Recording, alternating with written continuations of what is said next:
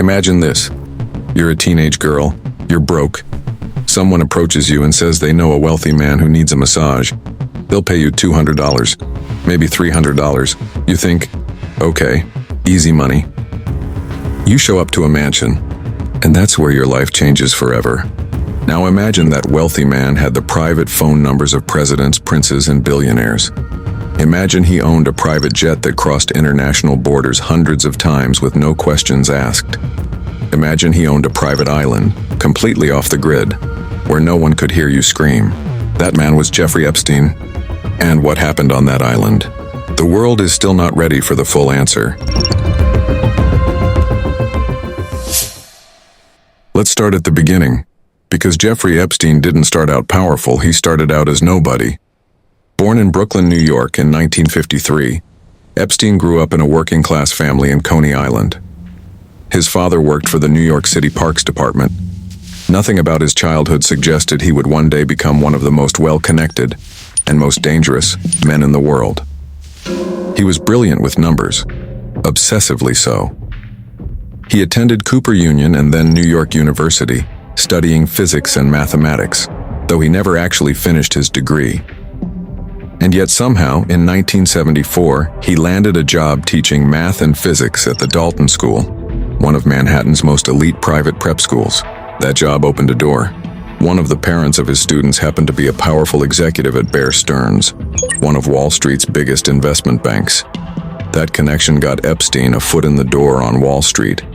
And once Jeffrey Epstein got his foot in a door, he never let it close. By the mid-1980s, he had launched his own financial firm. But here's the strange part. Nobody could really explain what his firm actually did. He claimed to only work with clients who had a net worth of over $1 billion. His firm, J. Epstein & Co., had no public filings, no publicly known clients, and almost no paper trail. So where was all the money coming from? That question has never been fully answered, and some investigators believe the answer to that question is the key to everything. Here's what makes Epstein different from your typical predator. He wasn't hiding in the shadows. He was hiding in plain sight, at galas, at dinner parties, at charity fundraisers, surrounded by the most powerful people on Earth. His social rise accelerated in the 1980s through a connection that would define his life. Les Wexner, the billionaire founder of L Brands, the parent company of Victoria's Secret.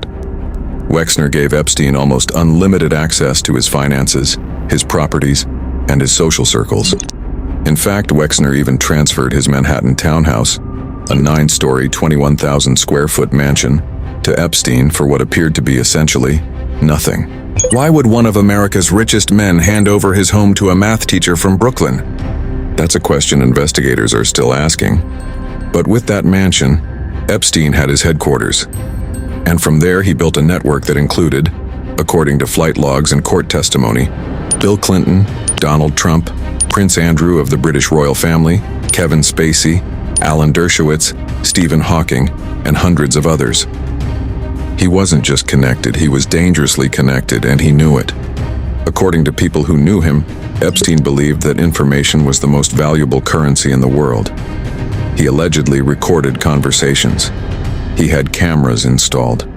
Some investigators believe he was running an intelligence operation, collecting compromising information on powerful people to ensure their loyalty and silence. Think about that for a second. This man may have had dirt on presidents, on royalty, on the people who run the world. And he used that leverage to operate freely for decades. In 1998, Epstein purchased a 75-acre private island in the U.S. Virgin Islands for just under $8 million. The island's official name was Little St. James, but locals had another name for it. They called it Pedophile Island. From the outside, it looked like a billionaire's paradise. Lush green hills, crystal blue water, a beautiful main mansion perched at the top, guest cottages, a helipad, a private dock, even a chessboard made of stone on the grounds. But look closer, and things start to feel very wrong. Satellite images showed a strange blue and white striped building near the top of the island, with what appeared to be a gold dome and gold owl statue on top. No one has ever fully explained what this building was used for. Some said it was a music studio. Others said it was a temple. Survivors who were on the island have described it in ways that are deeply disturbing. And then there were the tunnels. Multiple accounts from workers and survivors described an underground tunnel system beneath the island. What was down there? What happened in those tunnels? To this day, authorities have not provided a clear public answer. Was it security or was it something else? Was he recording the guests who came to his island? The powerful men who flew in on private jets? If he was, those recordings have never been made public. Now let's talk about how people got to the island. Epstein owned multiple private aircraft, but one in particular became infamous. A Boeing 727, tail number N908JE, which the media eventually nicknamed the Lolita Express.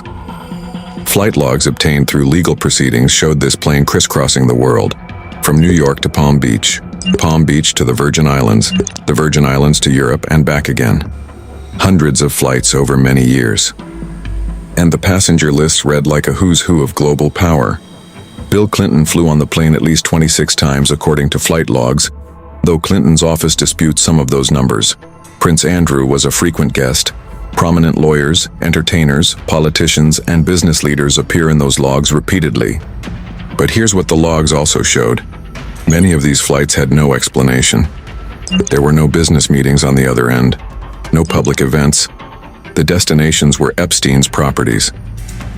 The island, the Palm Beach mansion, the New Mexico ranch. And on those flights, as according to survivor testimony, young girls were present, trafficked, groomed, and in many cases, abused. Flight logs don't lie, but powerful people have a way of making inconvenient truths disappear. Let's be clear about something. This story is not really about Jeffrey Epstein. It's about the girls, the survivors, the ones who were failed by every system that should have protected them. Virginia Giuffre was one of the first to speak publicly. She was 16 years old when she was recruited by Ghislaine Maxwell at a Donald Trump resort, where she worked as a locker room attendant.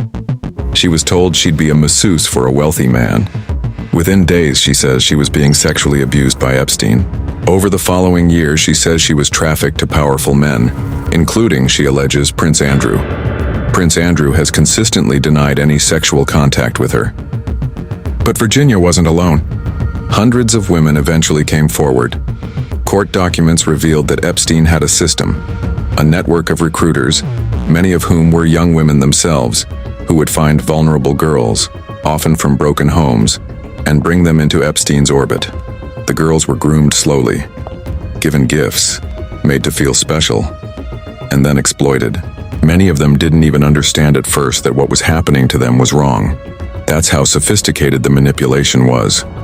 Some of these girls were as young as 14 years old. And the abuse didn't just happen on the island. It happened in his Manhattan townhouse, his Palm Beach estate, his New Mexico ranch. Everywhere Jeffrey Epstein went, there was a system in place to feed his abuse.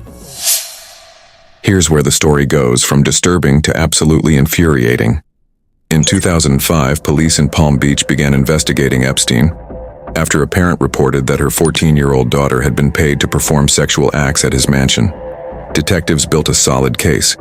They had over 30 identified victims. They had evidence. They were ready to prosecute. But then something happened. Federal prosecutors, led by then U.S. Attorney Alexander Acosta, stepped in and negotiated a plea deal with Epstein's lawyers.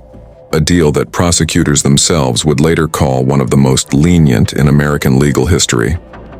Epstein pleaded guilty to just 2 state charges: solicitation of prostitution and solicitation of a minor. He received an 18-month sentence in the Palm Beach County Jail. But, and this is the part that should make your blood boil, he was allowed to leave the jail 6 days a week for up to 12 hours at a time on work release. He was serving time for child sex crimes, and he was allowed to go to his office every day. The deal also included a secret clause. It granted immunity not just to Epstein, but to any and all potential co-conspirators. Meaning, everyone who abused those girls with him got a free pass. The victims were not told about this deal. They were not given the chance to object. It was a cover-up, hidden in legal language, signed off by people in power, and for over a decade it worked. For years after that sweetheart deal, Epstein lived freely. He continued to move in elite circles, continued to fly on his jets, continued to go to his island. Until July 6, 2019. Federal agents arrested Jeffrey Epstein at Teterboro Airport in New Jersey as he returned from Paris on his private jet. The charges? Sex trafficking of minors. The FBI raided his Manhattan townhouse and found a massive safe. Inside were piles of cash, diamonds, and dozens of CDs labeled with girls' names and suggestive descriptions. The case seemed airtight. The world waited for a trial that would finally expose everyone, every name, every face, every man who had used his power to abuse children. And then, on August 10, 2019, Jeffrey Epstein was found dead in his cell. The official ruling, suicide by hanging. But almost immediately, serious questions arose. The cameras outside his cell had malfunctioned. His cellmate had been moved. The guards who were supposed to check on him had fallen asleep, or so they claimed. And forensic pathologist Dr. Michael Baden, hired by Epstein's own brother, examined the body and said the injuries were, quote, more consistent with homicidal strangulation than suicide. The most dangerous witness in modern American history, a man who allegedly had evidence on dozens of powerful people, died in a maximum security federal facility before he could testify. Coincidence or something else?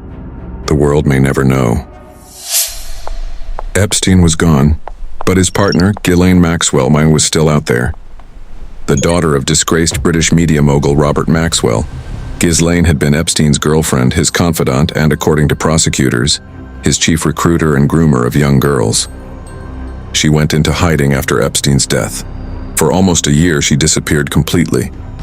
Then in July 2020, the FBI found her at a 156-acre estate in New Hampshire that had been purchased just months earlier under a shell company.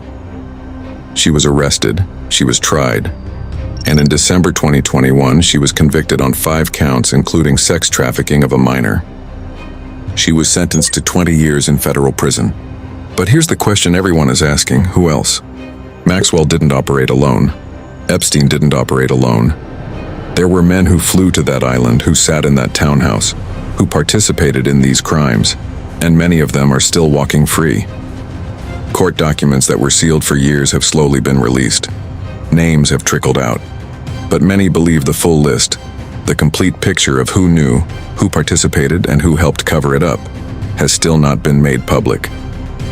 The list exists, and someday maybe we'll see it. Jeffrey Epstein is dead, but the story isn't over. Because the real question was never just about him. It was always about the system that protected him. The lawyers who negotiated immunity for his co-conspirators, the officials who looked the other way, the powerful men who flew on his planes and walked onto his island and said nothing. The survivors, women like Virginia Giuffre who fought for years to be believed, they didn't just want Epstein. They wanted all of it exposed, every name, every deal, every abuse of power. And they deserve that. The Miami Herald's investigative journalist Julie K. Brown spent years digging into this story when no one else would. Her reporting is what brought this case back to life. If you want to go deeper, read her work, read the court documents. They are publicly available. Because the most powerful weapon against a cover-up is an informed public.